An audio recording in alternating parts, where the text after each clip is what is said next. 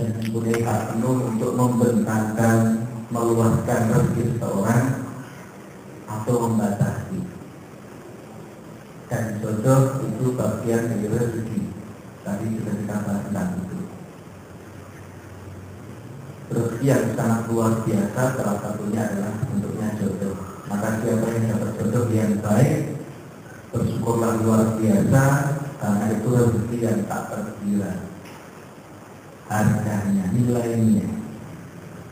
Begitupun yang memiliki calon saat ini, dan calon ini begitu sempurna, begitu indah, begitu sempurna. Ya, yang saya tahu banyak orang-orang yang punya incaran, yang punya calon, yang menurut dia tidak masalah waktu, tapi pribadi dia berpendapat calonku ini luar biasa. Maka kalau sampai diberi calon bahkan lebih dari satu, ini bagian dari anugerah. Tapi sekaligus ujian, ya. Karena Allah itu kalau memberi rezeki begitu banyak, itu anugerah sekaligus ujian. Nah, kita bisa manage atau tidak. Makanya salah satu hadis Nabi menyatakan nanti di neraka banyak orang kaya. Itu kan orang yang memang dikasih rezeki banyak, diuji dengan rezeki itu, tapi tidak bisa memanage dengan baik, gitu kan? Ya kayak Korun itu kan artinya orang soleh kan? Tapi didatangi Nabi Musa atau muridnya untuk zakat, yang nggak mau sekali dua kali nggak mau, akhirnya dianggap oleh Allah Subhanahu Wa Taala. Maka yang diberi calon-calon jodoh begitu banyak itu anugerah, karena terkait dari ujian luar biasa sekaligus ujian buat kita. Ujiannya apa? Kita sombong apa enggak dengan itu. Yang kedua, kita segera bisa menyeleksi yang terbaik di antara yang baik atau tidak. Mungkin mereka baik semua, tapi pasti ada yang terbaik bagi kita. Kalau dipertandingkan secara khusus kita perlu bikin lomba.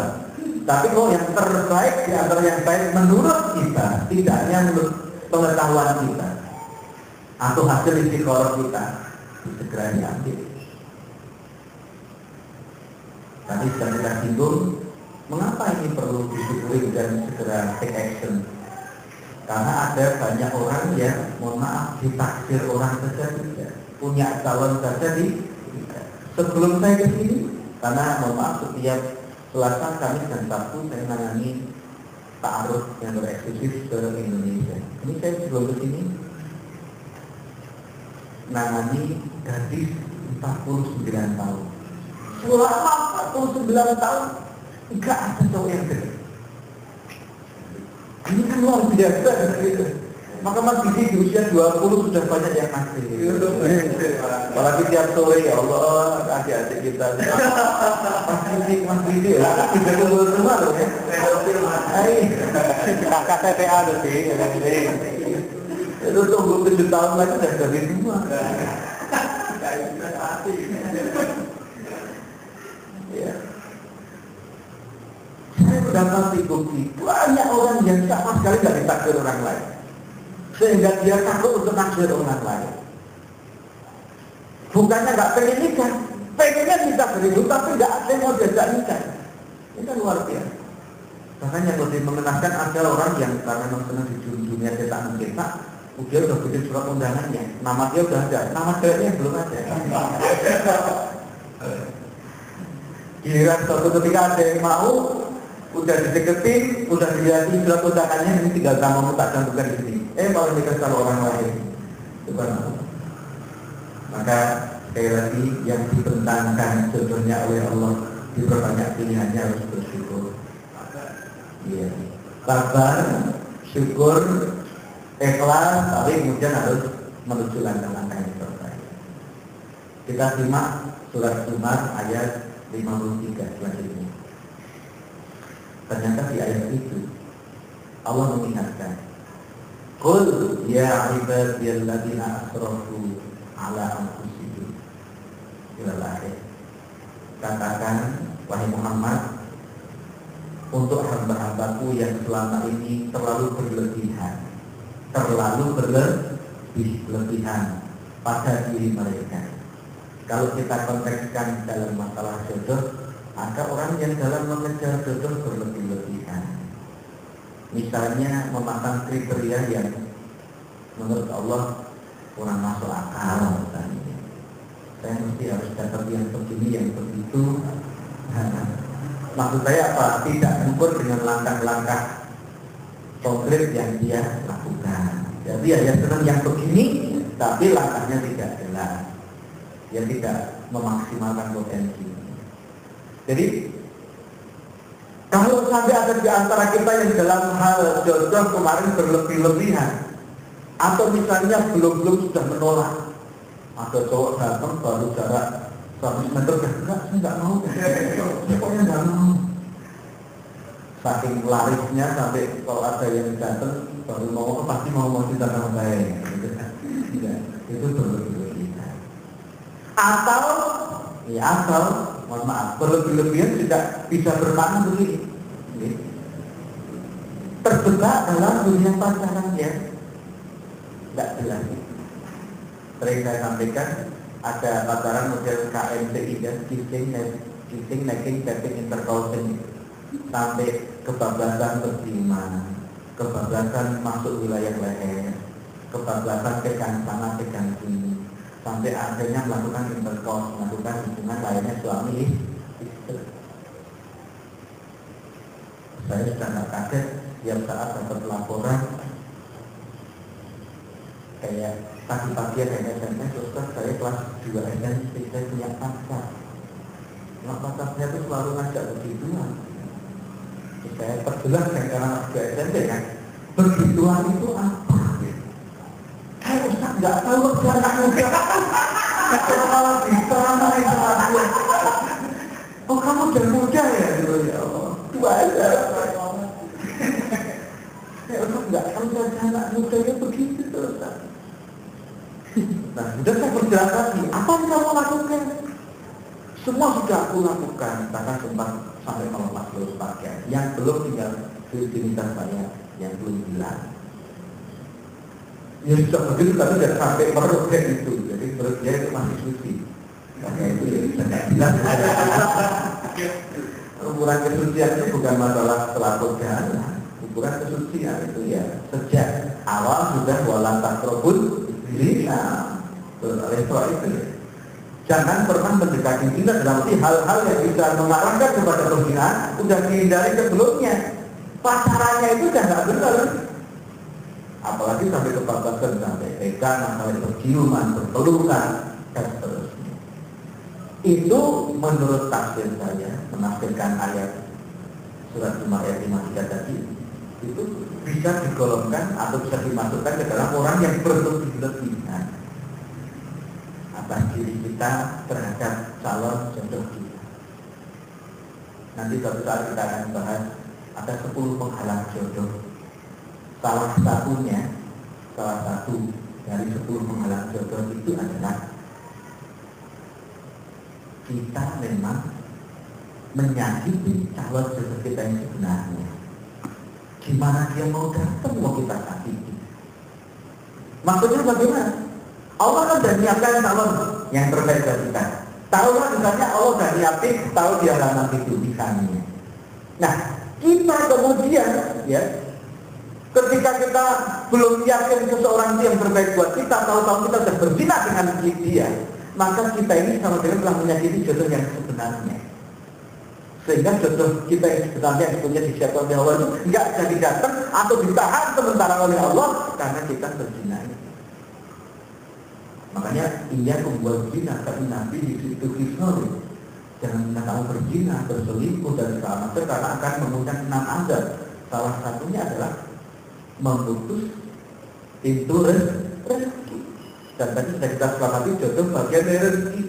Rezekinya pintunya diputus atau ditutup sementara, sehingga nggak datang tak tinggal di halaman itu, tapi nggak datang. Kita nggak bisa ke sana, dia nggak bisa ke sini. Karena apa? Dia sakit hati. Dia merasa sakit hati karena kita telah berzina dengan orang lain.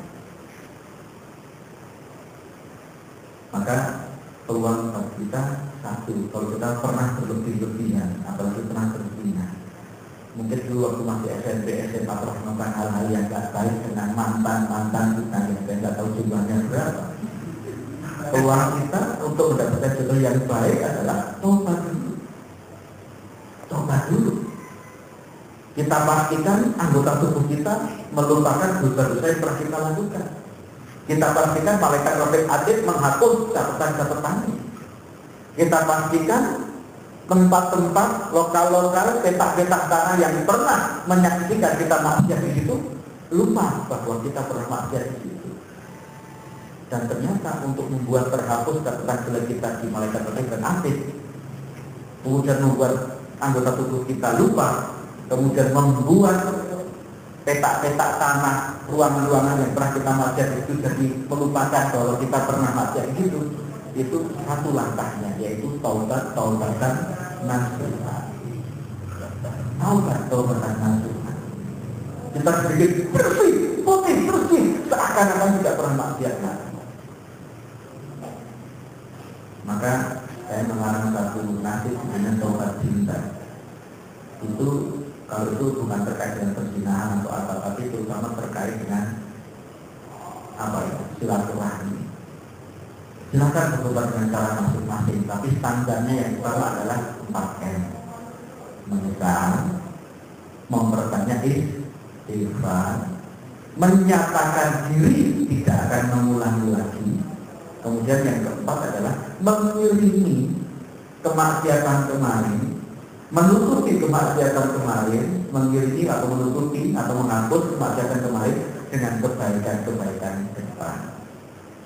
Kalau kemarin pun berzina, sekarang sampai stop tidak lagi, berlatih untuk mengajak orang lain tidak sampai berbuat bergerak. Jadi PR bagi yang pernah maksiat tidak hanya menyetop diri saja, memastikan yang pernah diajak maksiat juga disuruh berhenti. Kemudian yang ke depan yang kita lihat, kok kamu tidak begitu, aku pernah melakukan itu, jangan, akibatnya tidak bagus. Sehingga nanti tidak berlaku surat Al-Anfal ayat 25 itu. Wattaqu fitnatan la tusibanna alladziina dzalamu minkum khassah wa'lamu anna Allaha shadidul iqab. Ingat, suatu saat azab tidak hanya akan menimpa orang yang zalim, orang yang baik juga bisa kena. Ketika orang baik hanya untuk dirinya sendiri tapi tidak pernah ngajak orang lain berbuat baik. Kita mungkin sudah tidak maksiat lagi, tidak berzina lagi. Kita sudah baik-baik sekarang. Tiap hari kalau bikin tahrus, muncul tahrus, tahrus dia gitu. Tapi mantan kita masih jadi aktivis pacaran. Wah, aktivis. Iya. Nah, selama itu pula kita masih dapat sharing dosa. Kecuali kalau kita sudah pernah tegur Mbak atau Dek atau apa, Neng atau apa, ya atau Mas. Tolong jangan kata lagi, saya sudah tidak lagi. Karena itu ternyata dosa. Orang yang berzina itu akan selalu kepanasan pengen zina lagi. Baik nanti karena ternyata alhamdulillah. Teman-teman pernah baca hadis tentang berzina? Orang yang berzina itu akan kepanasan terus. Karena dia merasa telanjang terus, merasa panas terus untuk berzina dan berzina lagi. Nabi mengibaratkan, jadi suatu saat Nabi bermimpi, dan mimpinya Nabi itu kan ru'yah shadiqah, mimpi yang benar. Suatu saat Nabi datangi dua malaikat, kemudian dua malaikat ini memperlihatkan kepada Nabi, ngajak Nabi memperlihatkan sebuah tontonan. Tontonannya itu apa? Ada sebuah teropong besar, teropong itu berarti kan bawahnya kecil, atasnya kecil ya, lubangnya. Kemudian di bawah ini ada tungku api. Sama datang Nabi kan? Tungku api yang apinya menyala-nyala, menjilat-jilat, menjalan-jalan, apinya begitu besar. Nah, ternyata di atas api itu ada laki-laki dan perempuan tanpa selai pun berterbangan, ya, naik turun, mencoba mau keluar, tapi terbangan atas lubangnya kecil, jadi nggak bisa keluar. Itu, ya, sebagian ulama menafsirkan orang yang berzina itu merasa dia memang telanjang terus, ngerasa kotor terus, ngerasa jelek, sehingga apa? Orang sudah merasa jelek itu akan melakukan sesuatu yang jelek-jelek terus. Dia berusaha keluar. Ini saya pernah dengar Kak Nur Emonati pernah bilang begini, orang yang berzina itu pas zina itu emang nggak ingat dosa. Tapi kalau sudah selesai zina, itu biasanya ingat. 5 menit pertama itu ingat, begitu selesai mudah namanya teman ini ingat dosa. Tapi 5 menit kemudian dia gila lagi. Itu psikologi seseorang karena aslinya orang tua baik, ya kan? Ada saat-saat di mana kalau dia bangun tidur atau selesai berzina, itu langsung sadar. Tapi karena nggak dapat hidayah atau nggak ada orang yang nuntut, gila.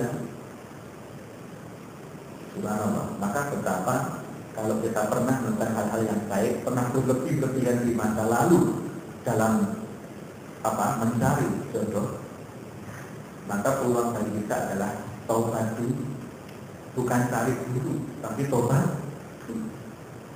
siapapun.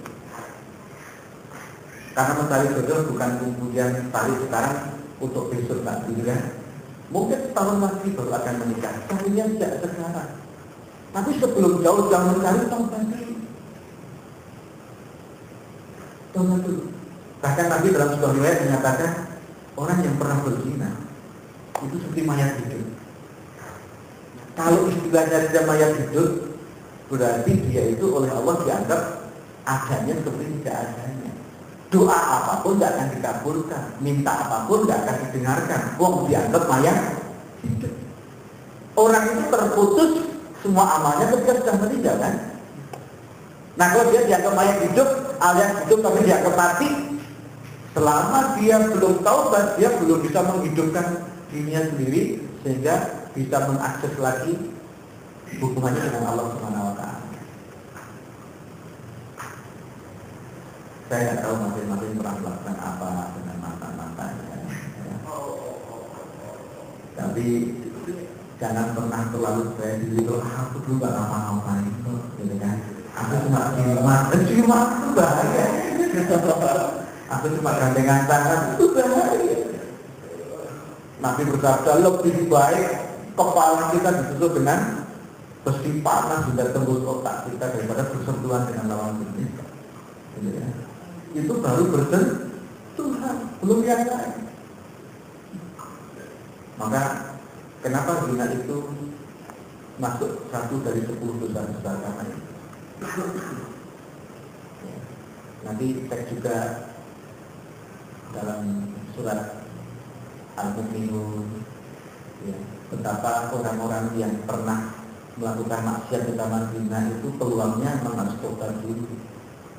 Enggak diampuni oleh Allah selamanya selama belum taubat. Dan itu persoalan penting manusia karena apa? Orang itu kalau pusing, stres, yang pertama kali menawarkan diri adalah nafsunya.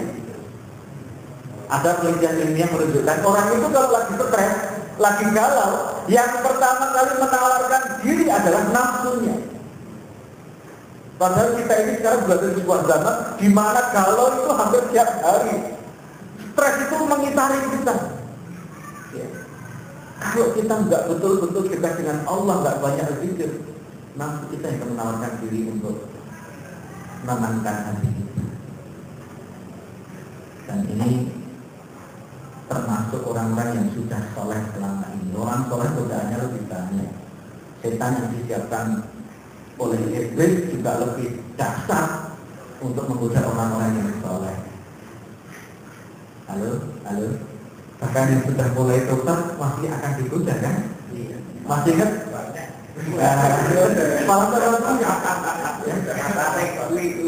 makanya mengapa saya selalu bilang, terutama di pengajian kabar bapak-bapak, saya selalu bilang bahwa Allah itu menyukai 3 suara.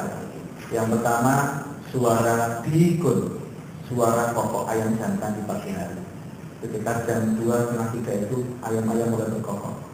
Yang kedua yang suara yang disukai oleh Allah dan Rasulnya adalah suara A, alladzi yaqra'ul Qur'an, orang yang senantiasa membaca Al-Qur'an. Yang pertama dikun itu ayam jantan. Yang kedua alladzi yaqra'ul Qur'an, orang yang senantiasa membaca Qur'an. Yang ketiga suara yang disukai oleh Allah dan Rasulnya adalah M, mustaghfirina bil ashar. Setiap menjelang subuh selalu perbanyak istighfar. Istighfar terus memperbarui pertobatan. Jangan pernah terlalu percaya diri ketika kita udah tobat sekali waktu. Karena bahkan tobat itu harus diperbarui. Makanya dalam sebuah ayat Allah menyatakan mustaghfirina bil ashar. Mereka yang senantiasa selalu ajak continue istiqomah setiap jelang subuh. Di waktu sahur itu dia selalu banyak istighfar kepada Allah.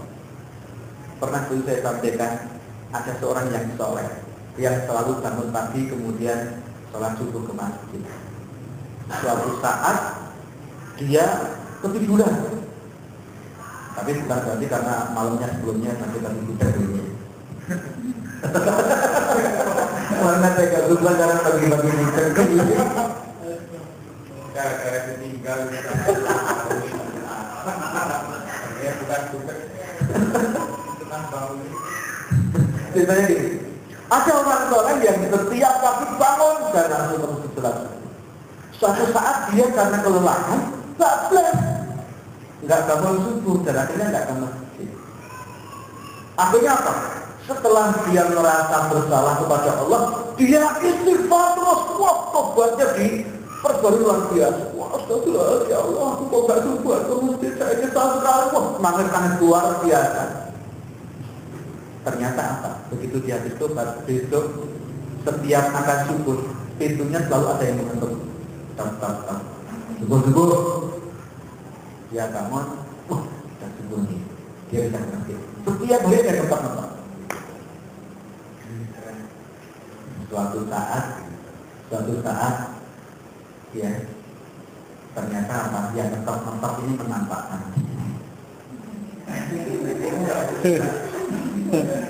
Cerita intinya si soleh ini kemudian bertanya kepada orang yang ketok-ketok ini, kenapa kau bangunkan saya?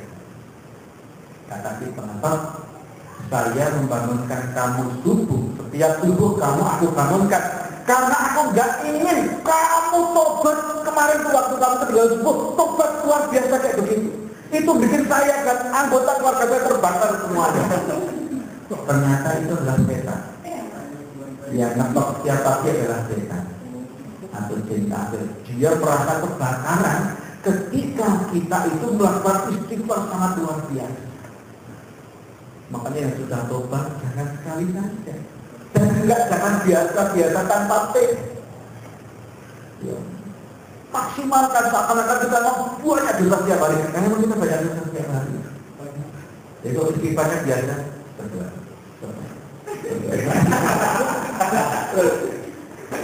Kayaknya udah gak ada salah nih. Wah, itu alamat tuh.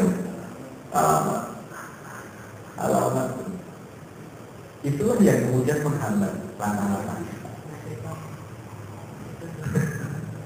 Apa masalah? Ceritanya itu tobat ya. Masih diri itu masih saja baru dibangunin. Ada yang kopi. Kalau menurut ceritanya bagaimana? Padahal ya kemudian masalah.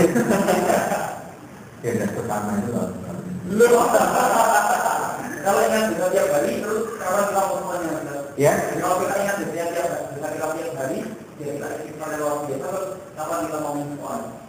Move on-nya. Kalau ingat bisa terus. Ya. Jadi begini, tobat kemudian istighfar itu tidak kemudian buat kita berhenti. Ya, kalau kita pas sholat tobat memang harus berhenti, nggak mungkin sholat kita jalan-jalan, ya kan? Pas sholat kok jalan-jalan kan nggak mungkin. Kan Nabi bersabda dalam hadis riwayat Imam Abu Dawud, siapa yang melakukan banyak dosa segera wudu, kemudian sholat 2 rakaat, kemudian habis itu istighfar sebanyak mungkin. Nah, saat kita melakukan ritual sholat tobat memang harus berhenti. Nah, tapi di luar itu kita harus move on, harus take action, harus bergerak terus. Tapi juga kita hanya sampaikan ternyata Allah menyukai dan juga Rasulnya menyukai orang yang banyak istighfar di waktu sahur kan? Enggak di setiap saat loh ya. Maksudnya apa? Itu waktu di mana asik masuk dengan Allah dulu, tapi habis itu udah harus take action. Bahkan subuhannya pun Nabi bersabda, kalau orang tahu fadilahnya sampai mau mengundi biar dapat bisa ke masjid, biar dapat kuota bisa ke masjid atau merangkak menuju ke masjid kan, itu udah move on gitu kan, udah bergerak terus, maju. Nah kalau konteksnya jodoh, begitu jelang subuh istighfar ya itu langsung closing.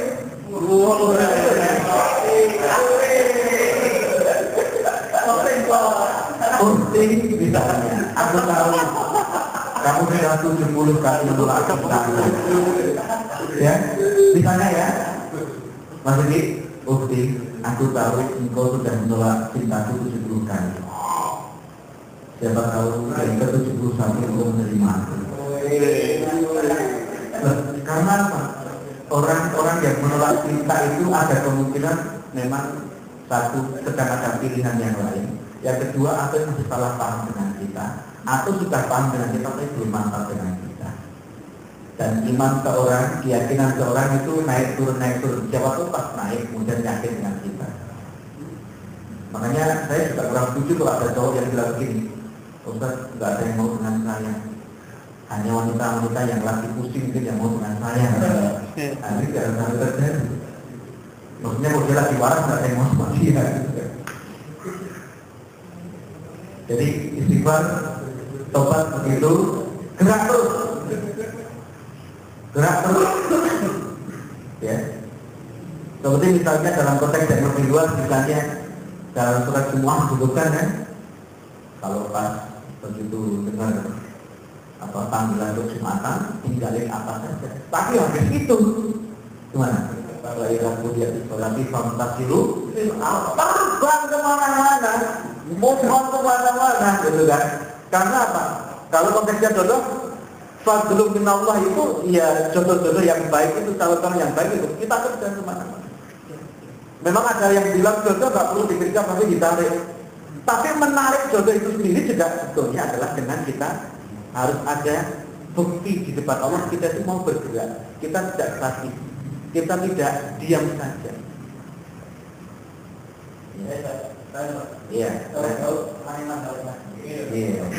Wartawan ini.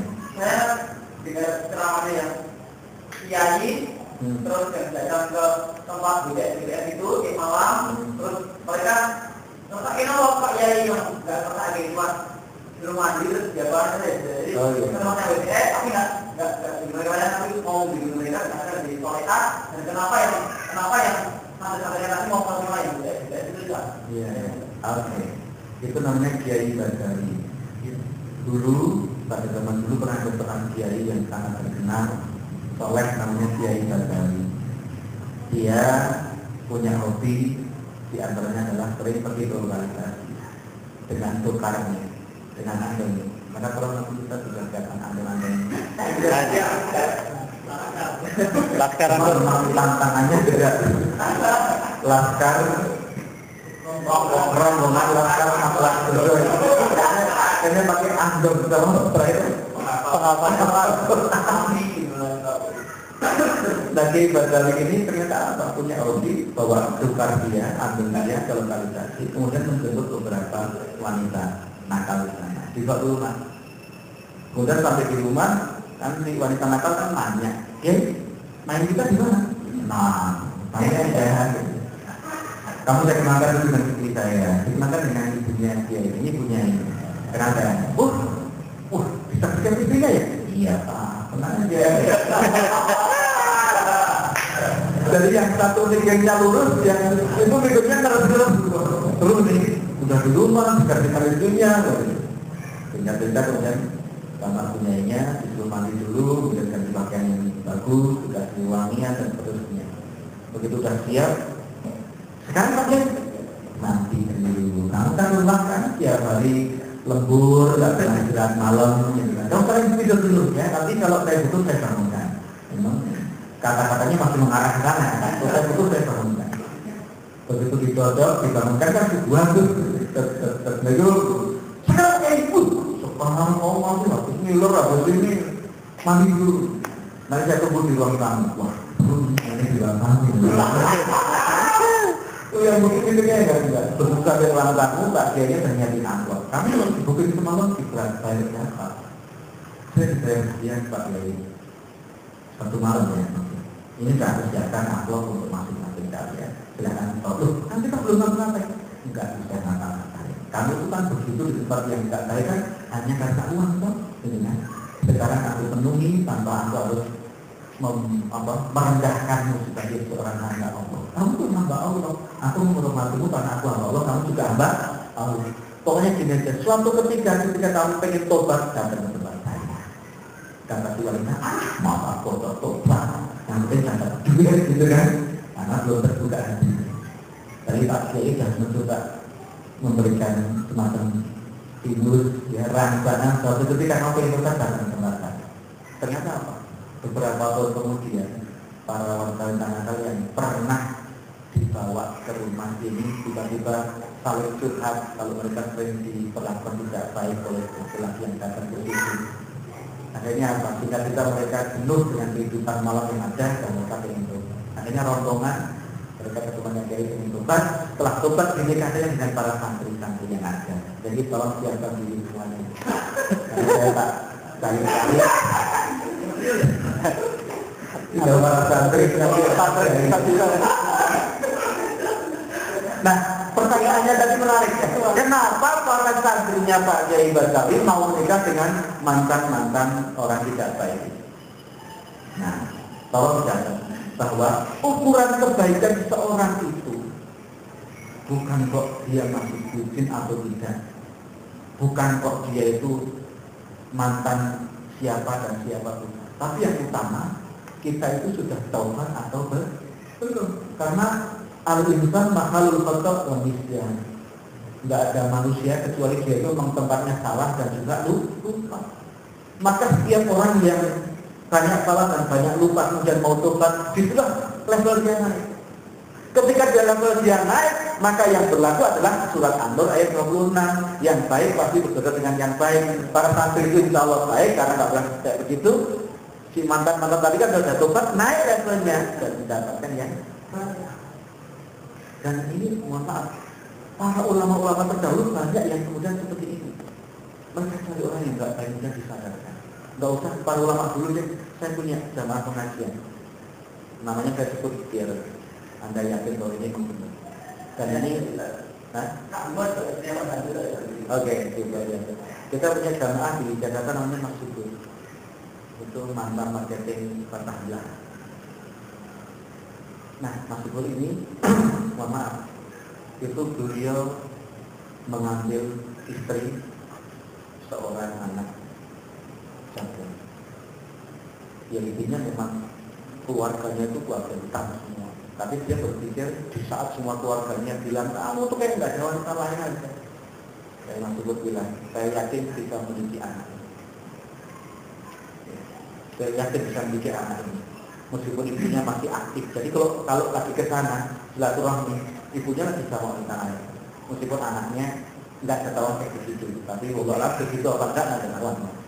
Itu Mas Subur pengen membawa anaknya ini karena kalau nyata cara ibunya mungkin nggak bisa karena dia ngumpul nggak terlalu yakin anaknya bisa gagal seperti itu. Ternyata apa? Keyakinan dia untuk membuat orang cintai karena anaknya sudah dijanji bahwa dia memang nggak pernah mengambil maksiat kecuali pada suatu ketika dan dia tak tobat mau jadi peristri. Ternyata apa?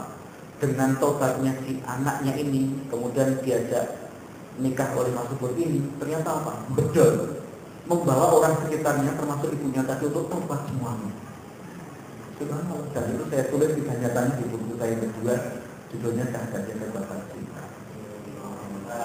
Mantap. Karena Mas Subur yakin, kan Nabi bersabda, ada yang pernah mendengar hadis ini?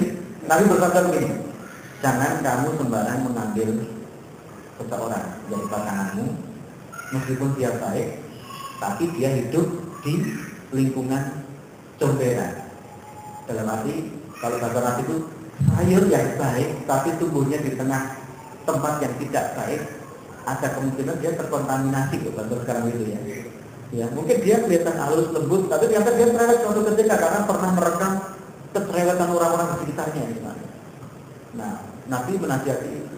Nah, Mas Subur sudah saya ingatkan juga seperti itu. Tapi dia habis bilang baik. Kuncinya kan di suami terutama. Saya kok bawa dia benar-benar, saya jatuh benar-benar, insya Allah minimal dia jadi orang baik dan menjadi pelopor kebaikan di lingkungan dia. Syukur ibunya semuanya juga baik.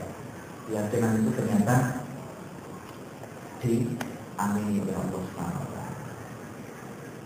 Makanya dimungkinkan orang yang aslinya memang dari dulu baik nikah dengan orang yang mantan orang yang tidak baik. Saya mau cerita ya, 7 ulama besar itu sudah pernah. Yang ada orang soleh 25 tahun, selama 25 tahun soleh terus, setiap hari ke masjid. Tapi ada satu rumah di jalan yang dia lewati ke masjid itu memang tempat lokalisasi. Nah, di situ ada primadonanya yang cantik sekali, satu orang. Nah, dia sering dengar cerita bahwa di sana ada yang cakep satu, gitu kan. Nah, akhirnya apa? Setiap ke masjid dia penasaran. Mana?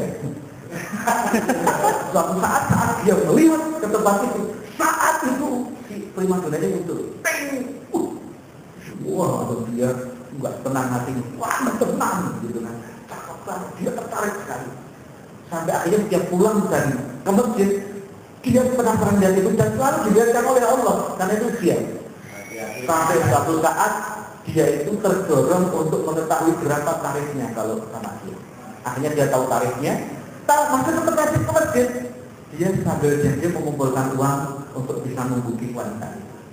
Sampai akhirnya dia melarikan diri pulang dari masjid, dia mampir. Saya pokok sekian, saya ingin itu. Oh, masa yang mereka masjid? Iya, kali-kali.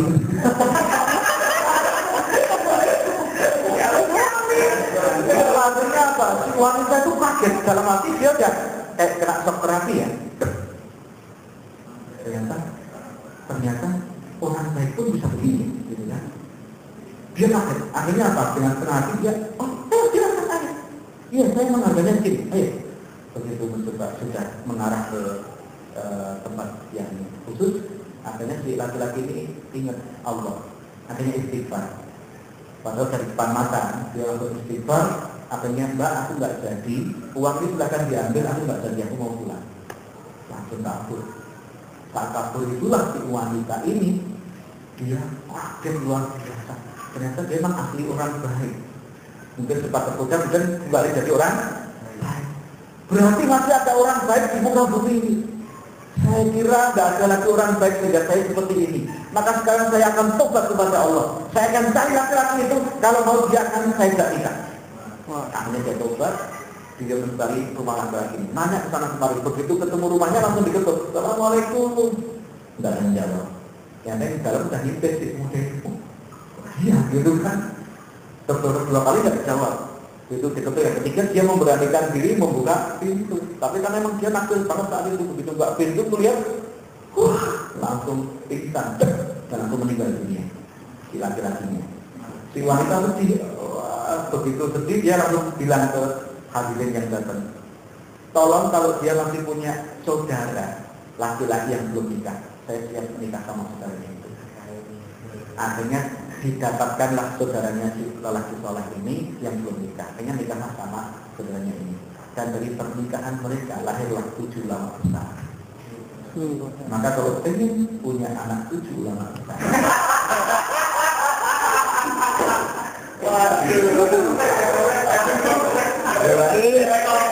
jangan kemana-mana. Mereka ulama enggak dipraktekin. Ayo, gila. Cari yang solihah.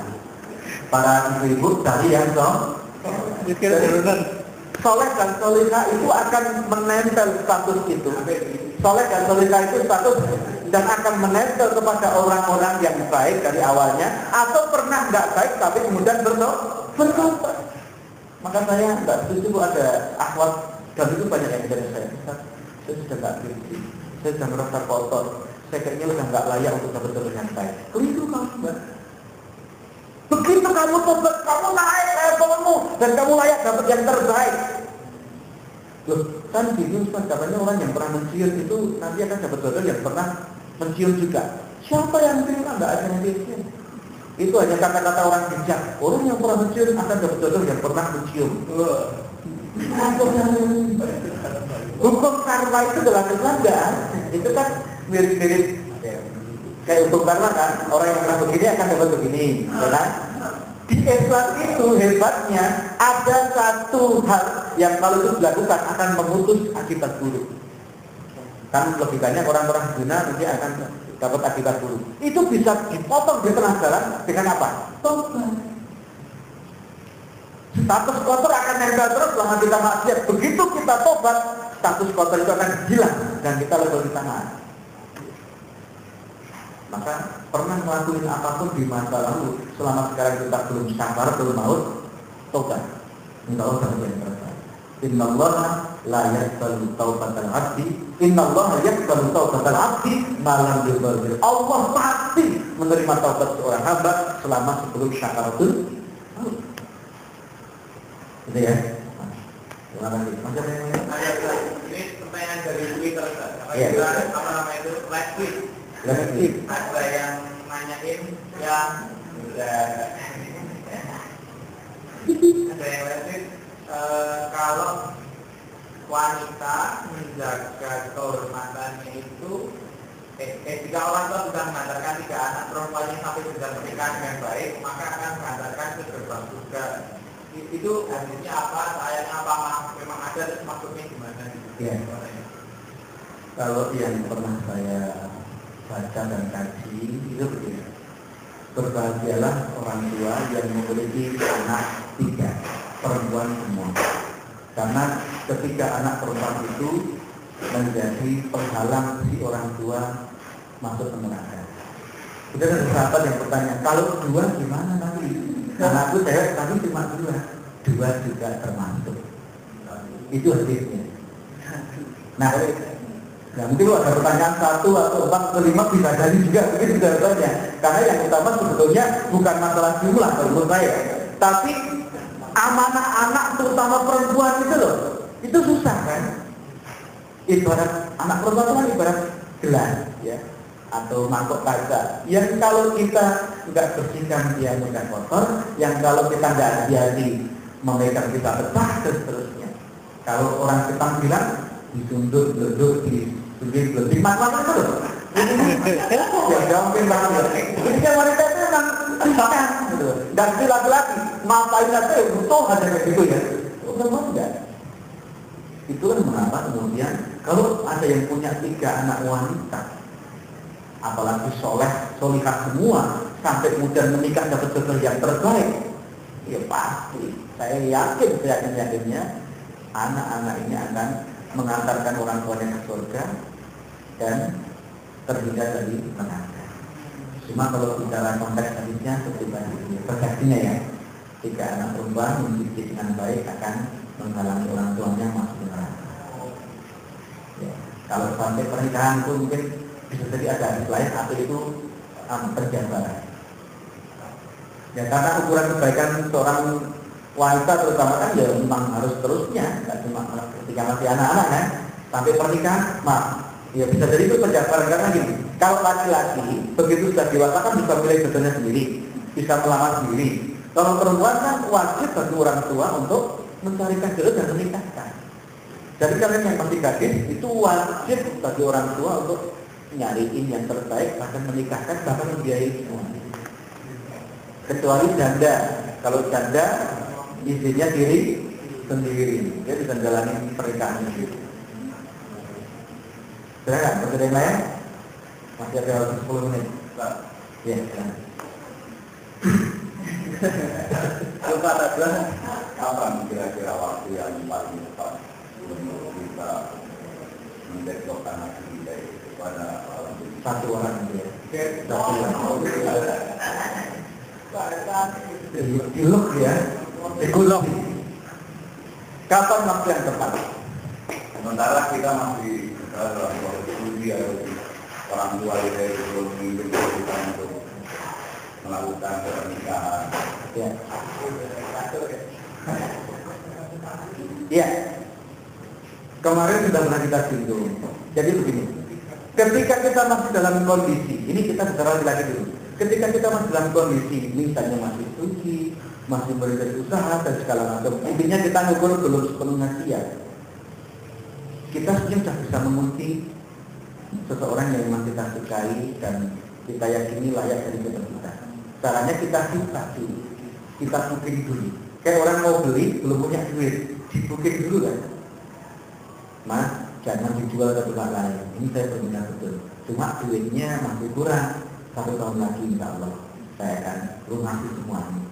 Tapi bukan seperti itu terus membatasi Pak. Ini tadi kan yang baik berbeda yang baik. Ya. Kita kan nggak menjamin bahwa diri kita setahun ke depan itu akan jauh lebih baik seperti apa ya. Artinya kan sebenarnya kita punya kesempatan bisa mendapatkan yang jauh lebih baik.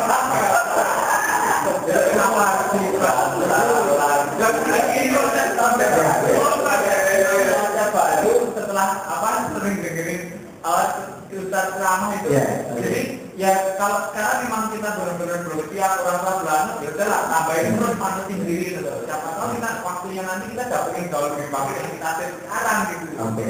Itu gimana? Jadi begini, kita itu aturannya sangat fleksibel. Kita misalnya sudah bilang insya Allah, makanya jangan pernah lupa bilang insya Allah. Nabi Sulaiman itu pernah disebut kadang-kadang nggak sempat bilang insya Allah.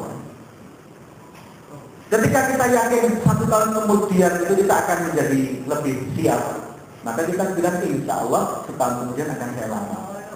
Ternyata, ya, ketika kita baru sebulan 3 bulan sudah luar biasa, kita bisa memperpendek. Bu, mohon maaf, ternyata saya sudah siap sebelum 1 tahun. Bisa enggak kalau anak itu saya lamar sekarang? Kalau bisa, alhamdulillah saya lamar sekarang. Kalau enggak, saya mau cari yang lain. Itu bisa. Atau menggagalkan. Yang penting karena ngomongnya baik-baik, menggagalkannya juga baik.